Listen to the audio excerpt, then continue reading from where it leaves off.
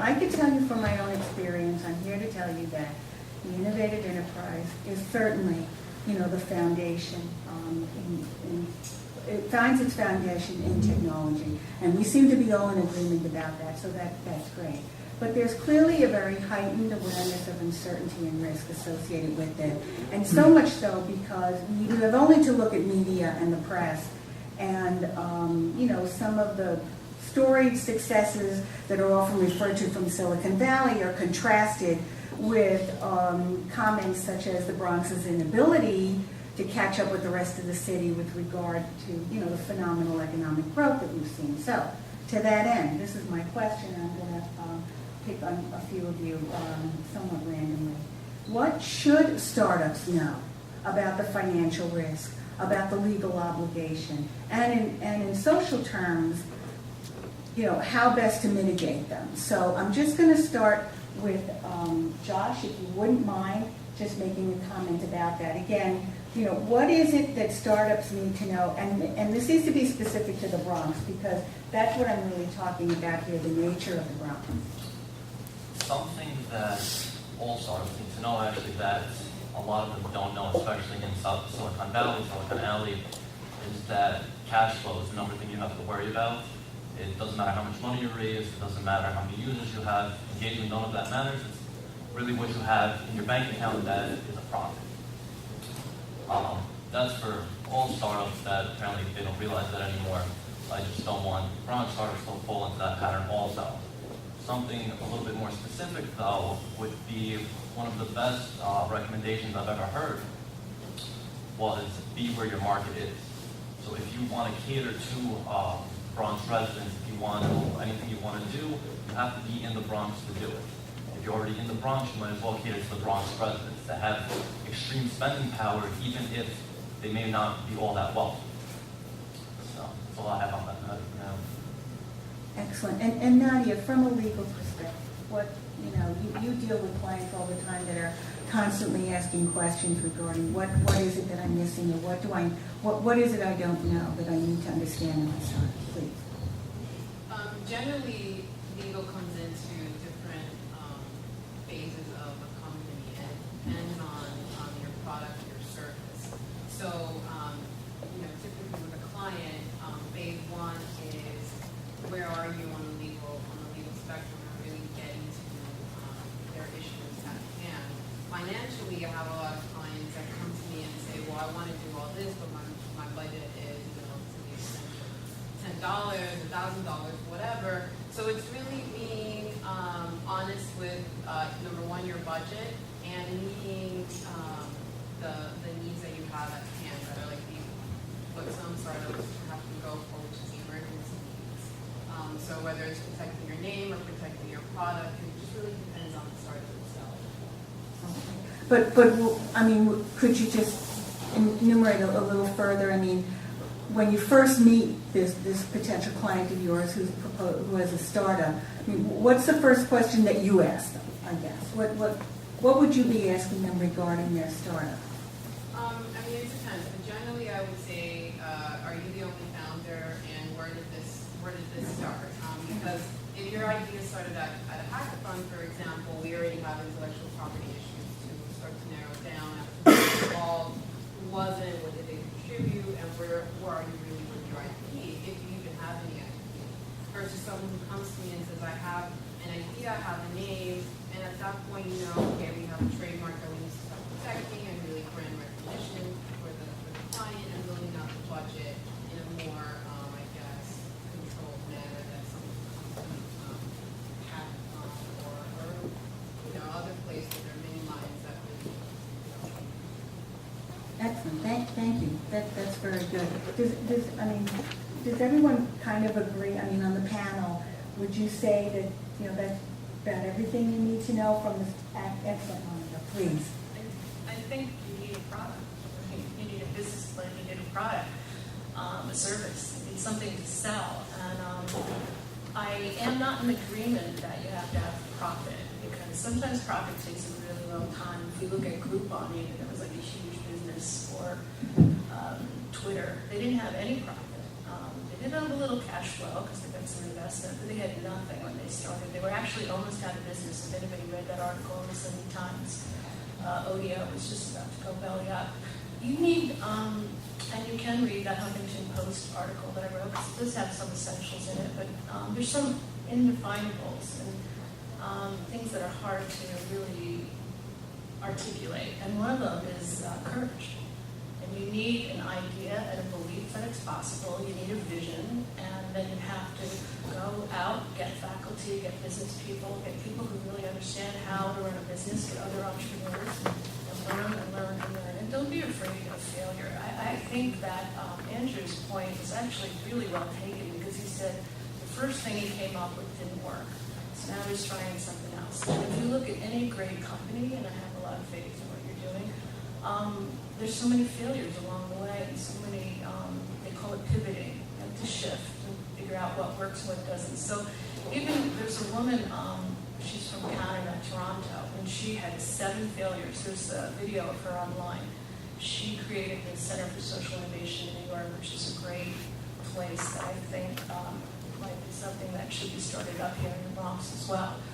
But it's a group of community-minded social entrepreneurs. I'm one of them. There's a couple others in the room. But for people who are creating social impact for their business projects. And she had a video, I saw this before they even opened their New York branch in Toronto, that she had 7 business failures. And her 8th one was the Center for Social Entrepreneurship, and it's 8 years running. And then they invited her to New York to open up in one of the most fashionable buildings in New York, the Starrett Lehigh building, and donated the space to them. They're underwriting it. So now it's starting to boom, and it's only 6 months old. So the point is, you're an overnight failure after like 8 years. I mean, overnight success after 8 years. So keep going. I mean, if you have an idea, just work with it.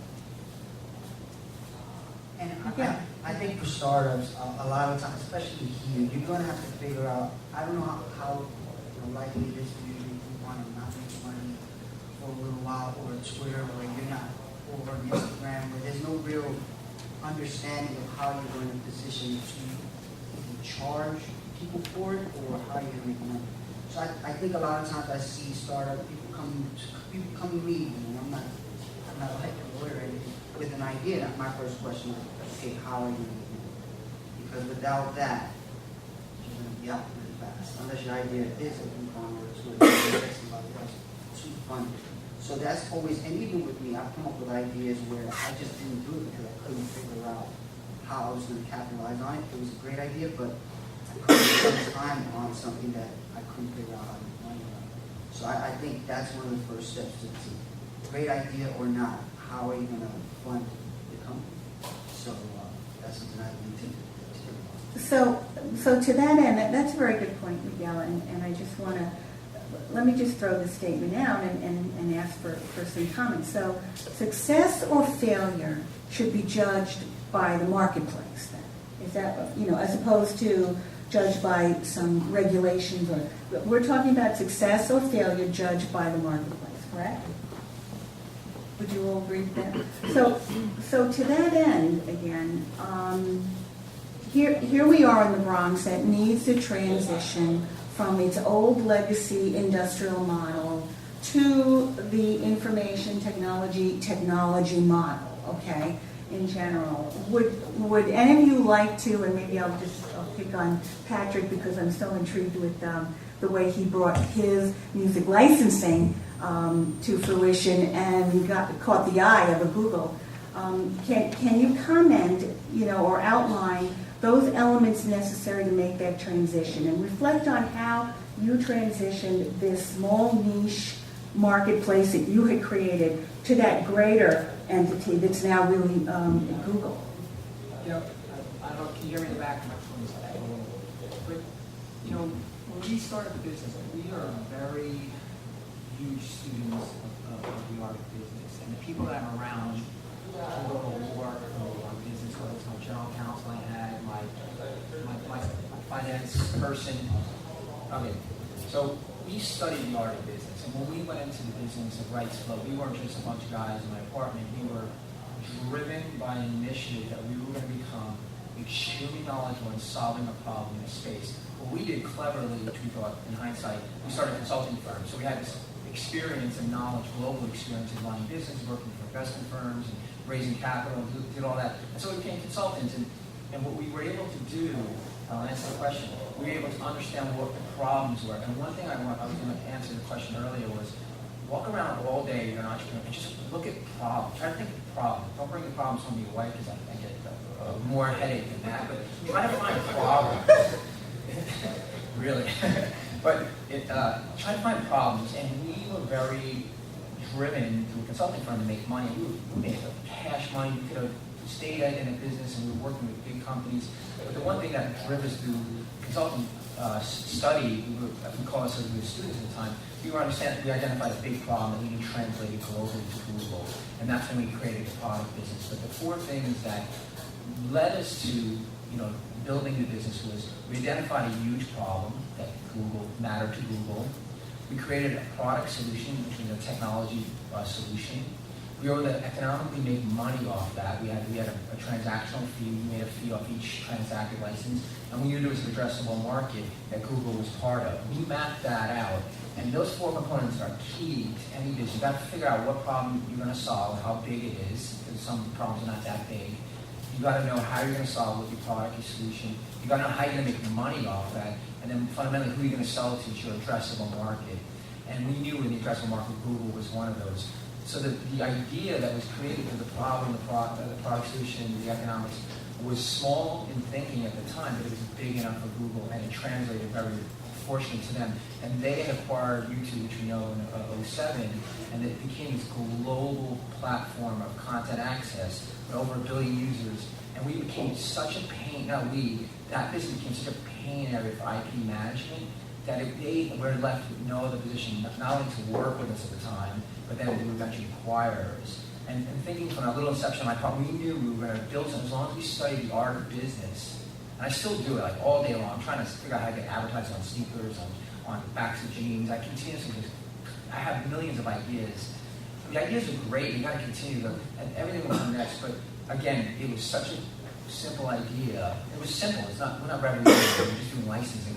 But it was big enough for Google, and it translated very nicely. But I think if you think of the very fundamentals of problems, you got to see how big you can solve it for something. And if you don't want to solve big problems, you don't have to. You can stay locally or small. But thinking big and even solving the problems of the Bronx is a big problem that someone's going to get excited about solving. Any other comments?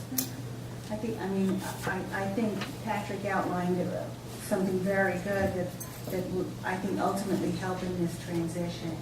So let me just change the course of the discussion a little bit, actually going back to what many of the speakers had talked about originally. And, please comment for us on this glaring truism that clearly was expressed here today, that the Bronx lacks the technology savvy because it lacks the educated workforce, and in combination with the household incomes that has set it far below some of the other boroughs. I mean, would you mind, and let me just start at the other end, if I can, please, with Nadia. Could you please comment on that? We certainly heard that from a number of the previous speakers, and that has been another aspect that's been expressed within media and press as well. Yeah, I think I had, or much of us have touched upon it, where it's really all about the educating the community here. And we don't have to really reinvent the wheel as to how that's being done, because we could just look over to the Brooklyn Tech Triangle and really see what they're doing in that end, which is pairing up strategic partnerships with Googles or General Assemblies, and really for the purposes of tech talent, really strategizing with folks that are, the bigger companies and more established companies, collaborating with the educators here, whether it's universities or other really youth empowerment organizations, and facilitating and creating a curriculum that really starts at elementary school, high schools, and in turn, because I've seen it, I used to teach a program called Street Law when I was back in California, and they would pair up us as law students with ninth graders And these ninth graders were deemed the quote-unquote the bad kids of the bunch. And what it really just took was having us being there to facilitate and to bring to them resources. And it just took literally, like, among the 25 kids that we had, it took us to inspire 3 kids. And in turn, those kids would go home and talk to their parents and inspire conversations and educate their parents on the laws and educate their the other kids in the classroom. And really what we saw was a little grassroots movement of education. And it just took, you know, in that instance, 3 kids to really empower themselves, because we saw little stars flourish in front of us, and also their community. And so it really started with educating, and I think that looking to not reinventing the wheel necessarily, but adapting things that have worked elsewhere into the Bronx.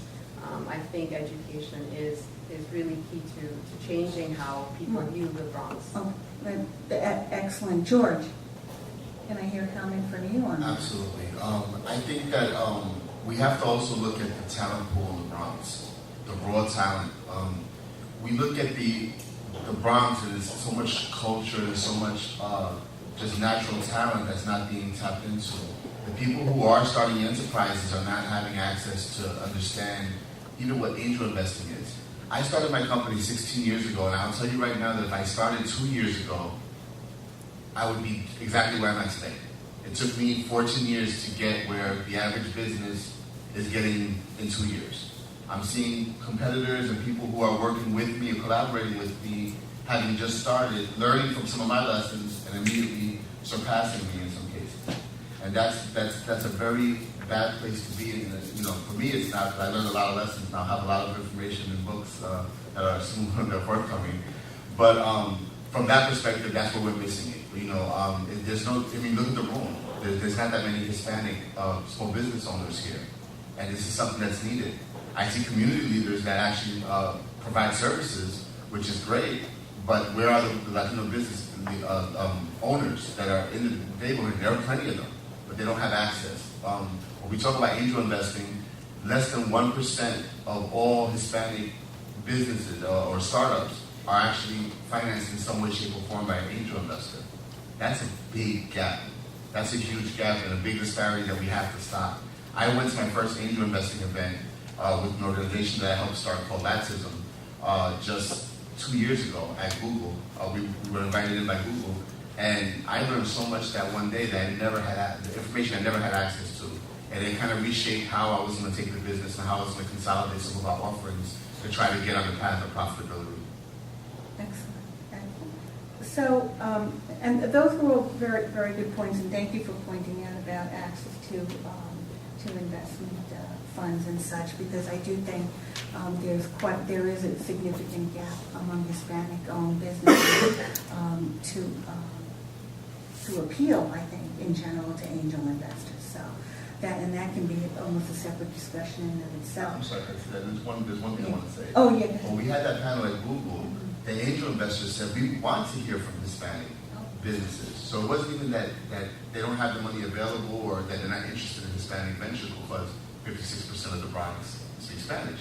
So they know what the opportunity is. The problem is the business owners don't have the savvy and the business acumen to walk into an angel investor and actually be able to present to them a clearly stated idea with a plan for action, or at least a broad enough idea for them to be able to invest in the person. And I think that's what it will be missing. So, so let me ask this question. So to what extent should government, whether it's local, regionally, or even, you know, at the national, federal level, what role should they play, and what efforts should they put forward, and or privileges, when I think of this in terms of privileges, they might need to put forward that's going to help motivate that type of investment, the interests of the small businesses, for example, that you mentioned, or the interests of the angel investors and even venture capitalists as well, and what's needed to motivate these two sides, and should government play a role in it? And I'm asking government for a reason. I'm not the best person to answer that, and in my opinion, I think Miguel, because he works with an incubator, could probably say a little bit more about how that synergy happens. Yeah, for me, I think it's again, education, and maybe there's the minority business, you know, MVP programs and stuff like that. And even something like that has such a benefit for minority businesses, I just found out about recently. And I heard about it before, but when I saw the paperwork, it was like a Bible. So I was like, I don't have time for that.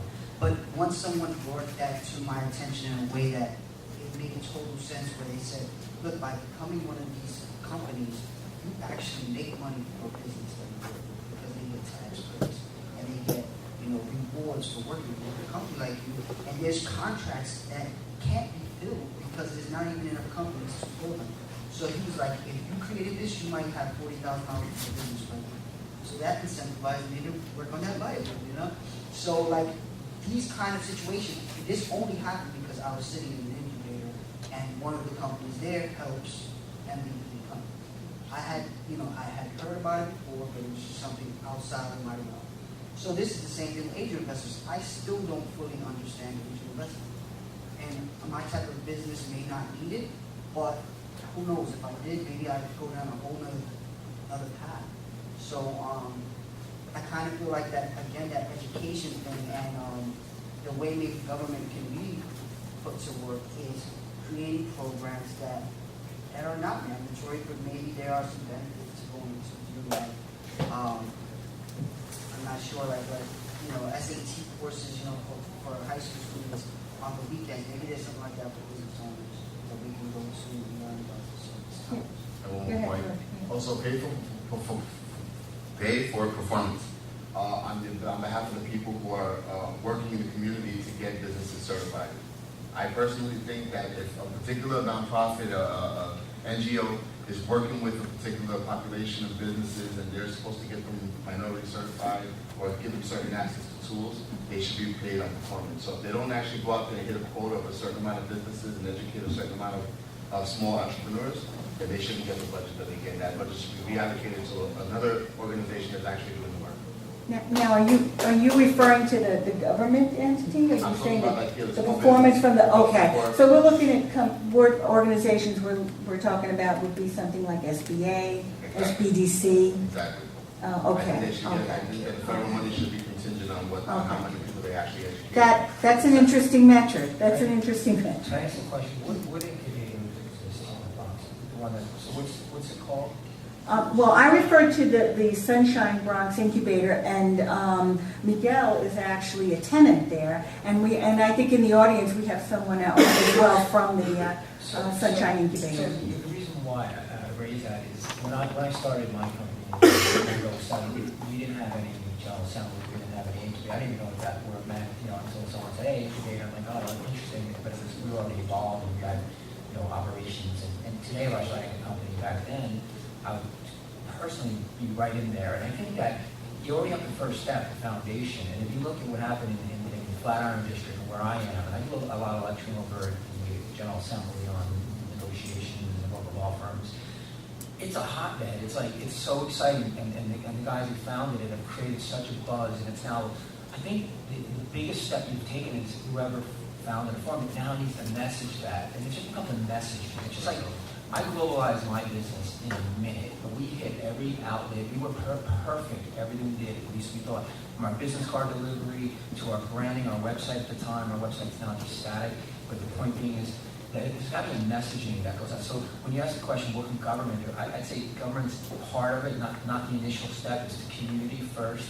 In community, so I say, how do you get the word out to the community? And the community can be the local leaders, the Latin leaders, Black, Hispanic leaders, but also to tech people that will take the trip up. They will. I mean, these kids today, you know, rent and how affordable housing is what drives people. They don't care where they live in a city because they can get to Manhattan in 25 minutes. The affluent people are like, I want to live in Manhattan because they have money. But the people that don't, like me, when I had no money starting my company, I just figured out how to make money.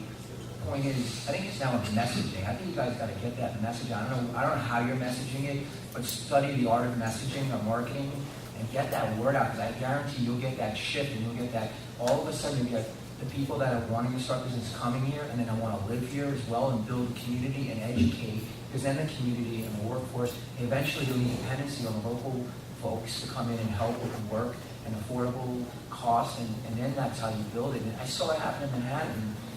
I remember, growing up, in Manhattan as well, where I live in a block in Manhattan now. It's like one of the wealthiest blocks in the city.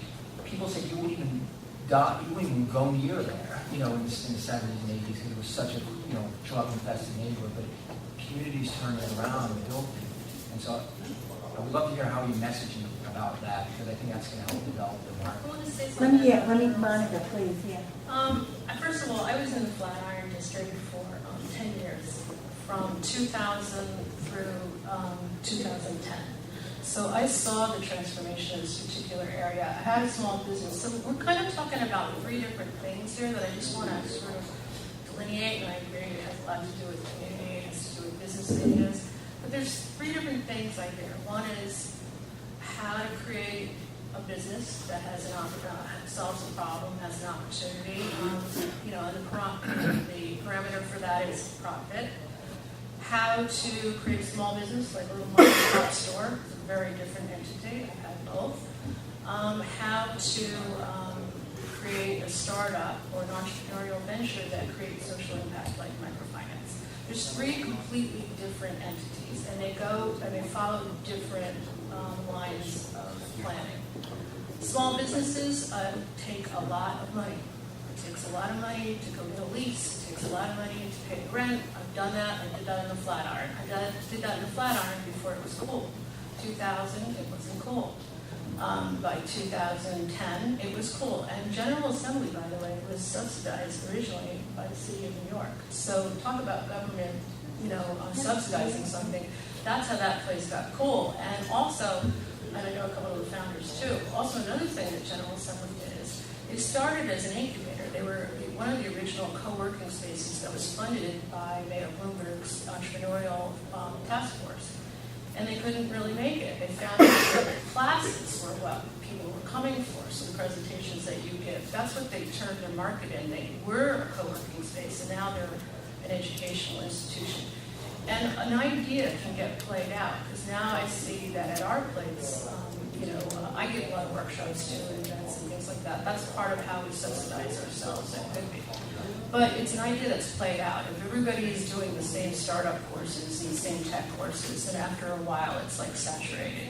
So they have what's called first mover advantage, but they got that from the city of New York. So I think there's a lot in what everybody's saying. I just want to kind of tie it together. It's community building. It's the vision of an entrepreneur. It's 3 different platforms. I think when you're talking about changing neighborhoods and small business, the government has to do it. Because, you have to go in there with $10,000, and if you don't have it, I think the incentives have to be something like affirmative action. It has to be a program that the government starts and sort of changes the game. So I think the city and the state and the federal government are starting, maybe not Congress, but the rest of the government is willing to do this. And I definitely think it can happen in New York. I think it goes back to what you were saying about changing the brand in the Bronx. Because I have a business in the Bronx. I deal with the biggest companies in the world. I'm with IHOP and all these big companies, and I can't get high-level talent to come to the Bronx. I have 2 locations where the high-level talent will work with me in Manhattan, but they won't come to the Bronx. And it's out of a fear or just like you said, that brand that's just so stuck in your mind from the 80s, but it's I think that's where the government, how you see these like California advertising on trying to get, tourism, and maybe we have something like that for the Bronx to change the mind state of people. People won't even take the 6 past 25th Street. For real. It's insane. So it's kind of like something like that where the government maybe. Well, can I mention one other thing about how all these other boroughs started, including the Flatiron, including Soho, including Williamsburg, Greenbrook Point, and a lot of places in Queens? Arts and culture. So you said you had a hip-hop culture here. It was artists that changed communities before anyone else did. They would go in, and artists don't worry about it. They go in and create. There's a loft. It doesn't really matter. They're going to paint or create wherever they are, music studios. So I think attract artists, and everybody else will come. That's a very interesting, I mean, I'm glad this is kind of, surfacing and blossoming out of the discussion. So, that leads me to think, so then how might these, and maybe we've talked it enough, but if you wouldn't mind comment again, how might these be tied to quality of life in the Bronx, the social activism, within the communities here? I mean, how should these be tied together? Should it be more of a tourism play? I mean, should that be, the first part of the playbook? Not unlike mimicking, the California, or should we, go back, reconsider what we've been talking about and what we've even heard from many of the speakers, which included things like wrap your mind around some of these disruptive technologies because, one, they present opportunity, often a new business model, or two, think about this location and market it for what it really is, which is, in today's economy, a great place to start your business where you needn't be burdened with the kind of overhead that currently exists in the outer boroughs. I mean, which one of it should be, or which should come first? You could take a page out of the playbook of the Harlem Empowerment Zone. I think that's a huge play. Harlem, just like a lot of neighborhoods in New York, was plagued with serious drug problems. Businesses didn't want to stay on the main street. The main street had a lot of small businesses that were run by people of color, and we had a situation where the neighborhood wasn't growing, and property values fell, and eventually people bought up and started reinvesting in the neighborhood, which is what they call gentrification. But they actually were able to create opportunities, and then with the SBDC, they were able to create small enterprise using locations almost like incubators of small flea markets and things like that, where small businesses could share the cost of leasing and share the cost of doing business and be profitable and grow their businesses. And not even that, using technology to now take that small business and go global with it. Because art is something very universal. I work very heavily in the art circle, and some of the work that we've done with Capicool specifically has been taking artists and in New York, for example, Puerto Rican artists. You can find Puerto Rican artists in any one of different street fairs. But one of the things that we were able to do is when I traveled to speak at other universities in Michigan State and Texas, the Puerto Ricans that are displaced, or Puerto Ricans that used to live in New York, missed that artistic. So we were able to tie it up and say, okay, well, now you can go online and websites like Etsy and now be able to take your business. So when you're in your small shop and you're selling your arts and crafts, you're able to go on a laptop, a Google Chromebook, which costs $250, and you're able to still sell even 24 hours a day and actually do more with your business than what you could do in your physical location. So going global from a local perspective is one of the things that I would say to change the neighborhood. All enabled with technology. I mean, today we know these platforms exist because of the ability to create these on the internet and create e-commerce platforms. So, I mean, it sounds to me like, it kind of goes back to something that actually Eliza Mendoza was talking about in, identifying, a combination of what do people want, but with the basically exploiting or leveraging the technology and the technology platform to create ultimately that demand. I mean, that was clearly the playbook of Apple. Right? If you look at it historically. I mean, Steve Jobs invented this notion that you needed these certain things. Okay. And today it's almost indisputable. Of course, back then it was like, why do I need to carry my music? And that's obviously changed in a very short period of time. So, do we still have, are we still with time? Yes, are we ready? Okay, great. Well, I mean, I didn't get to ask as many questions as I would like, but I think we got a lot of really good dialogue going, and I hope that, all of you out there took, these little nuggets of information from these folks, but they really shed a lot of information. I think there's about 5 minutes to round off. Oh, excellent. Oh, okay. So if we have a few more minutes before, then let me just kind of, and Monica, you did a great job of really kind of bringing those three concepts together to describe what basis of our discussion was, but let me just ask, kind of each of you, in light of what you've heard at today's summit, the folks that you've met, in particular the speakers, and of course from your own background and expertise, I mean, if you wouldn't mind just making some closing comments about, what really was the value proposition here with the second summit. And in particular, I'm really looking for some call to actions from this, okay? I'm looking for the next steps, okay? So can we start, please, with Patrick? Picking up Patrick all the time, sorry. So the question was, what was the proposition? Well, the proposition for me, I continuously love and enjoy learning, so I feel like I've learned quite a bit just by being here, and hopefully my learning can contribute to some learning folks that are in the room. So I don't mention Blake Reese is also from Google. He's also a Fordham professor, adjunct professor, and he's been very involved, I think, on the Google end, and a lot of Google in particular, to help see opportunities where we can contribute, learn, and develop, and give back to the community. So I've been involved pretty heavily with them in the last few months to get out and speak and do a lot of conference speaking. So for me, the value proposition is always learning. I learn, I feel like, more than I can sometimes share.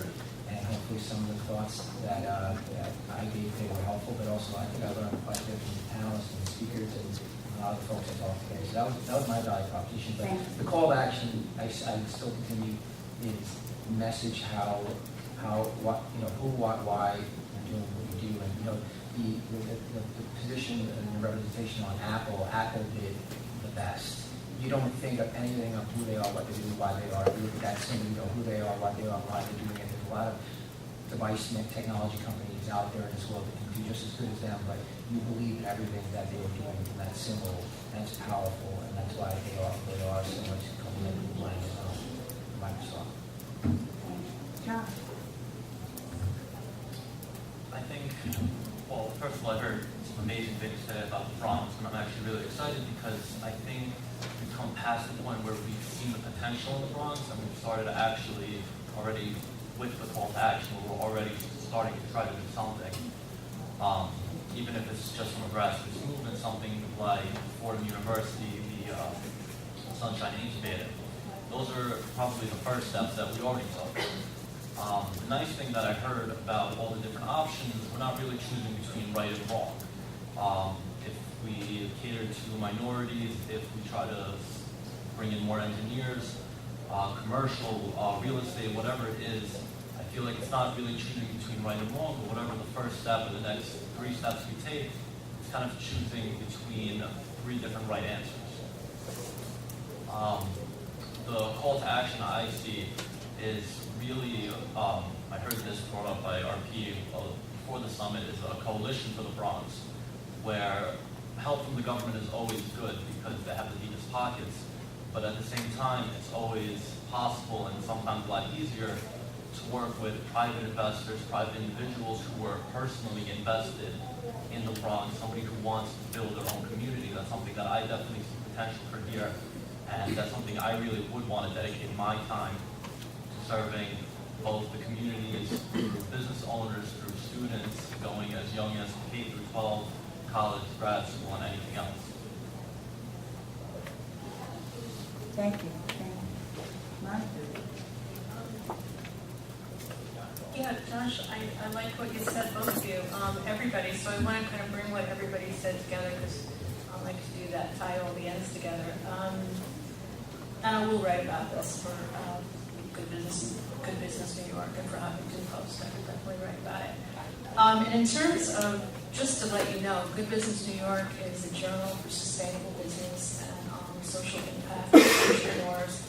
And we are 2 years old.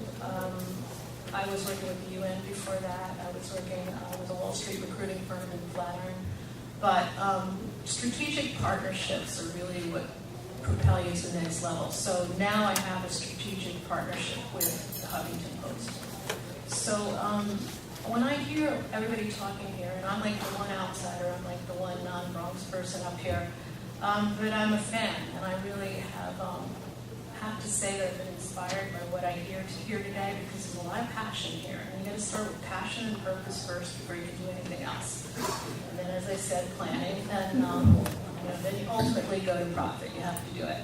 But there's so many resources here. One of them, I think, is glaringly obvious, aside from the talented pool of people that come from here, is Fordham University. I mean, I think it's incredible that Fordham has created this program, that RP is doing this with the Center for Digital Transformation, and that there's this incentive from the faculty to kind of do something important for the community. I think it starts there because you have these amazing, brilliant business minds, and then you have passionate student body, and then community, and you collaborate. It's strategic partnerships. So you collaborate. Everybody on this board here, everybody could actually put their forces together, get a panel going, bring in other people that are strategic partners, and somebody from the government, Fordham, obviously Fordham faculty, Fordham students. And you've already got it going. It's already underway. I think, Josh, what you said was it's already happening because the will is there. So that's one thing. I think that's the call to action when I talk about it is collaborate, strategic partners, get that panel going. The last thing I want to say is we keep talking about Apple, and that's a different animal than Etsy. Does everybody know what Etsy is? Etsy is an online community. It's a little different when you start with a $250 Chrome MacBook, or you put your storefront up to try to sell sustainable clothing. I mean, these are different things, and one takes a lot more money and a lot more infrastructure. Starting with an online business, if you could attract maybe Patrick could do this, and some of the other people here could get together and approach Google or some big technology company and say, why don't you underwrite a small hub up here? I mean, why not try it? I didn't even know anybody at Huffington Post when I went down to ask them if they wanted a partner, and I just decided I just wasn't going to do it. And then I happened to be the editor at a party, so that's how it went. But you just do it. You just see what you can do, and as it transpires, there's somebody who knows somebody, somebody who knows somebody. We've got a lot of talent here and a lot of brain power, so I think it can really work. But I want to say that Etsy, just to give you an example of how it started in somebody's hotel room, like their apartment. There were 3 guys in an apartment. I know the founder, the co-founder, Matt, and I do a lot of stuff now with Etsy. I do webinars for Etsy. How did I get to do webinars with Etsy? I emailed them. You know what I'm talking about? So it's like, just do it. Just get it out there and start moving the ball forward. But they started with an idea, and it was a simple idea. Again, it was very simple.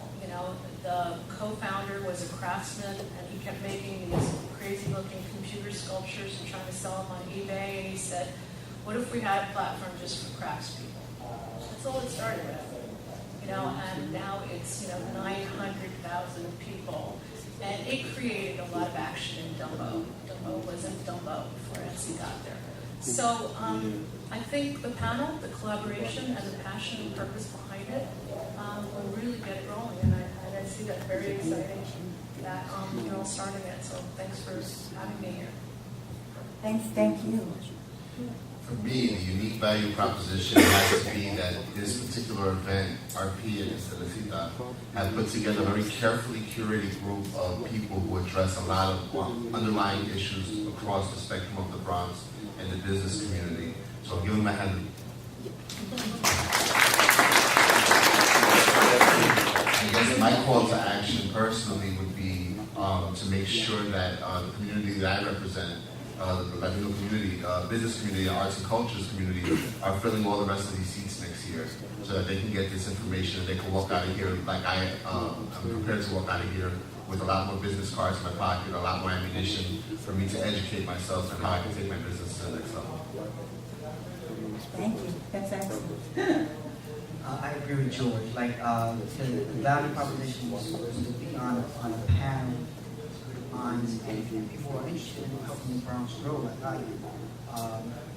Being at a place like this, meeting and hearing a lot of the talks, there's a lot of information that me as a Bronx resident and I grew up here, I didn't know. So, and then going forward, the opportunities and all these business minds over here, there's definitely an opportunity. You just have to work through it and not give up.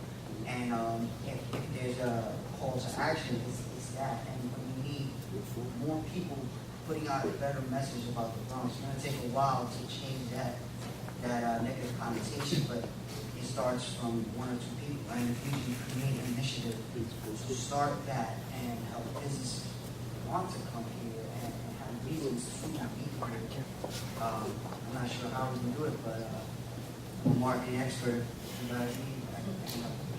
RP, you need a bigger room. Just be aware. I definitely believe that it takes a village, and I think it's a great start. I know you guys had this last year and this year into more like take action roles, but I think it's also a call to everyone in the audience, us on the panel, to really take ownership of the cause and see where you fit into this initiative and what you can contribute for this to really happen. And someone like myself, a service professional, in terms of what I could offer is legal assistance where it comes, and all businesses across the board need that in one way or the other. And so it's in collaborations that I hope to that take place after the panel with some of the folks here and the speakers, to really take initiative and to really execute on all these great ideas, because that's where it really matters, is execution and follow through. So. As usual, we just never have enough time to keep these conversations going. So, first of all, please, a round of applause for everyone here on the panel. And my deep appreciation to everyone that's here as well as appreciations to Fordham University and to RP. Now, I'm going to leave it open for just maybe only a few questions, and I apologize, but we will be networking, so I'd be happy to entertain some questions from the young lady here in the front. Yeah, that's all right. Yes, go ahead, dear. There's a microphone behind. Perfect. Thank you. Hi, my name is Janelle Martinez. I'm a technology journalist specifying with underrepresented communities in technology, meaning women, African Americans, and Latinos. And I thank you all again for sharing your thoughts. I wanted to kind of touch on education again. How, and anyone can answer, can we fill the pipeline with individuals who may not have the quote-unquote traditional educational background, those that have dropped out of school, those that have been incarcerated, those in the immigrant community, because that's a large part of those that comprise the Bronx. Not that I'm saying it's all, but a large part. So for those individuals who want to get in on the tech space, how can they then do so? Okay, I would say I'm working on a concept right now that follows the theme of a hackathon, but that just works to solve social problems. So what we're going to do is we're going to have an open invitation to local communities to piggyback off a campaign I just worked on called Por Tu Familia, which was a diabetes campaign here in the Bronx. And what we're going to do is we're going to bring in some minds of people who are affected, people who are providers, people who are advocates, and people who work on the senior VP level of some of the health organizations that serve the community. And we're going to all sit down in a room together. We're going to figure out what our biggest problem is. There's going to be 2 or 3 questions, and we're going to work for a day just to work on those particular problems. And then we're going to take those problems and we're going to sit down with another group of young people who are interested in technology and find out how we can solve those problems through technology. So that would be my solution. You have a work product. That's very interesting. Good. So for me, like for being in the Bronx and wanting to help, I've actually tried to bring on some of those educated people who are excited about the opportunities that a company like mine has. We're working in technology for big brands. The problems I see is not only education, it's also a confidence thing. And it's hard to fix, but what I've seen is when I bring in young people that haven't been that educated, the education level kind of brings down their confidence as well. So there has to, and I'm not a rich guy, so I can't really send them to school, but there has to be something where there's some type of, not-for-profit business or, entity like you have where you teach some core skills, code, things like that, where they can go and once you start learning these things, same thing will happen to me. I was not the best student. But once I started getting into these programs and saw it just took time. Once you sit there and spend enough time to get the confidence, then I was able to walk into the biggest agencies and say, you haven't spent more time behind the machine than me, so I know I'm at the machine. It doesn't matter where I went to. You know, and that's pretty much where I still feel. That's how I am an entrepreneur, because I walk into rooms where I'm most likely the least educated person, but I've spent more time behind the computer than most of them, so I can do what I do.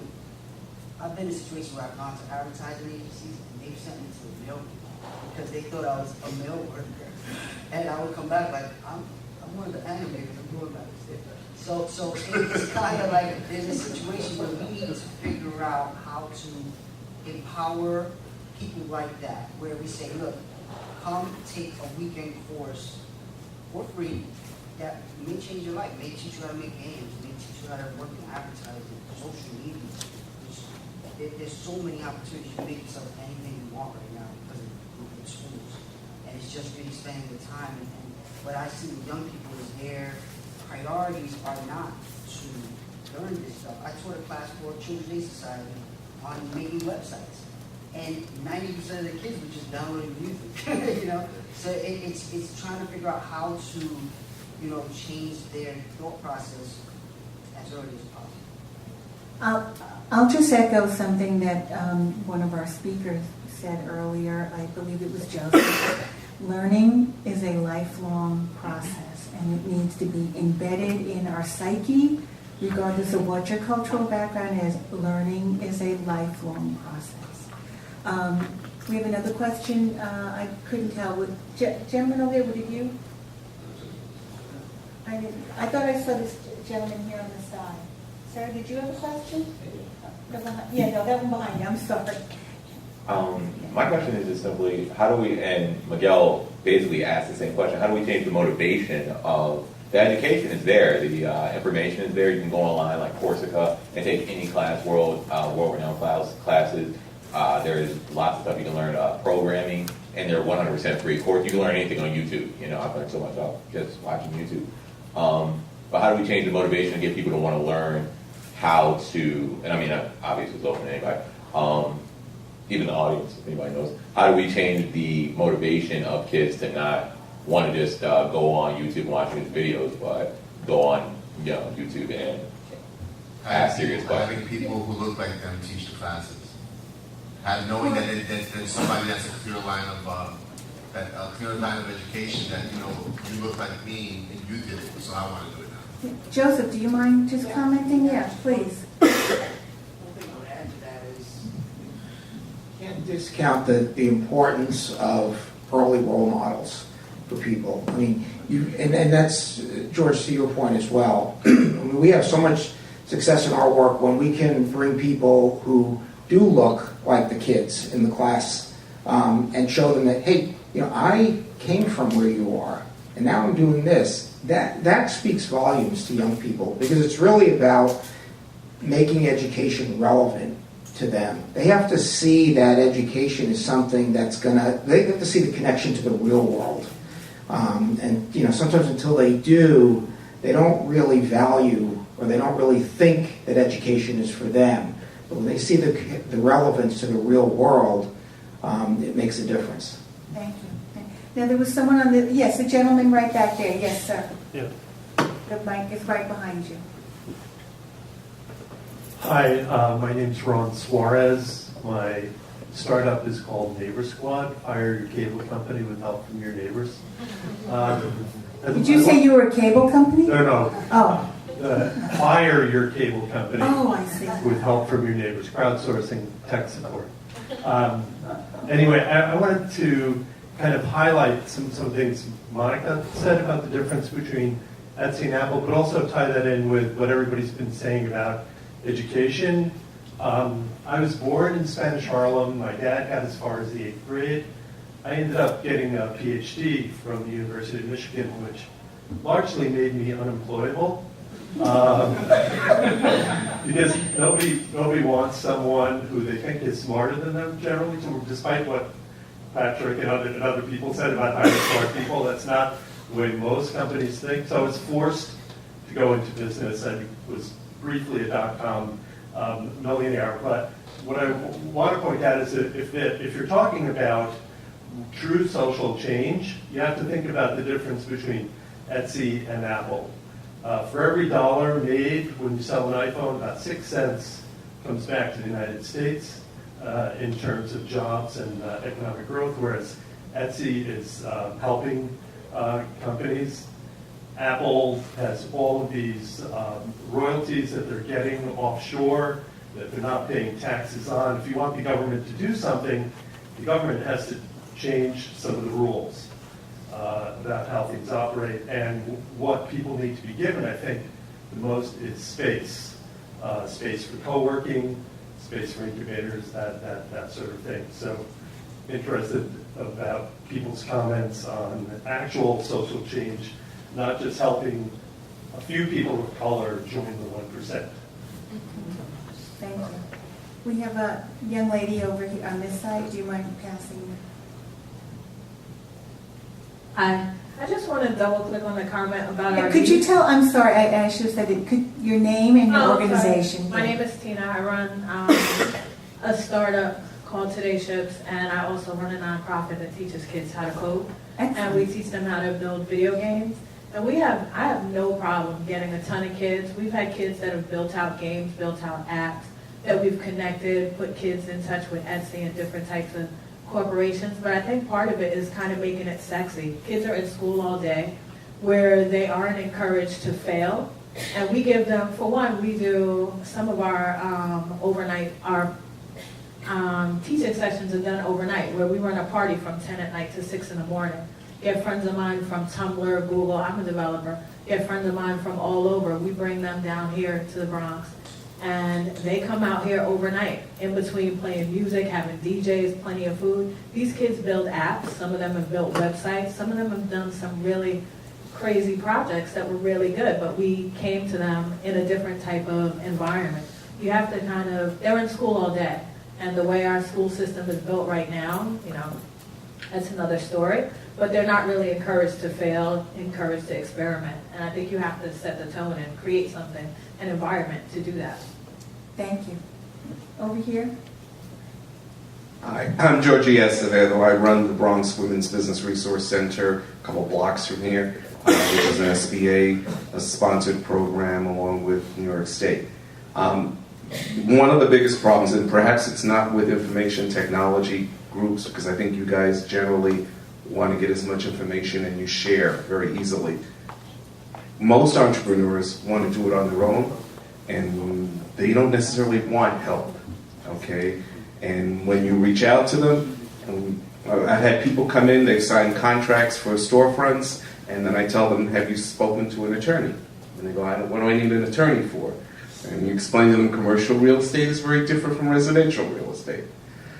The good news is that there are a lot of support systems for people who are interested in going into business. There's the Women's Business Center. There's the SBDC, Small Business Development Center, that works out of Lehman College. There's SOBRO. There's Start Small, Think Big. There's a number of organizations that have the information and are willing to share it, and usually it doesn't cost anybody anything.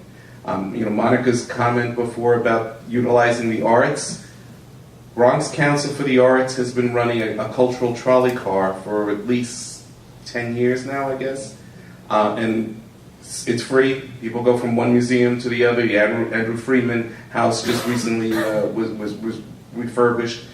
There are a lot of support systems there. You have to ask for them. Entrepreneurs, by their nature, don't want to ask because I want to do it by myself. And it's very difficult. George does something in Brooklyn called Capicoo. It's a cultural showcase. What's the percentage of people that come from the Bronx? 40% come to Brooklyn on a Friday night at 10 o'clock to come watch a show where I can't get friends of mine to visit me. Well, when I lived in Brooklyn, I couldn't get friends of mine to visit me from the Bronx. It is Williamsburg, and so, there's a whole thing about, it might be dangerous. People will go where you have something of value for them to go to. And I think the important thing about this is that when you talk about information technology, Miguel has no qualms, I'm sure, about reaching out to George or Monica and saying, hey, how do I solve this problem? And you have no problems sharing that information. It's a different level of entrepreneur. Majority of entrepreneurs kind of independent. They don't want to ask. They want to do it on their own, and that's where a lot of the failure comes from. From seeing a lot of early businesses, from being at the incubator and seeing the services like Start Small, Think Big is also in there.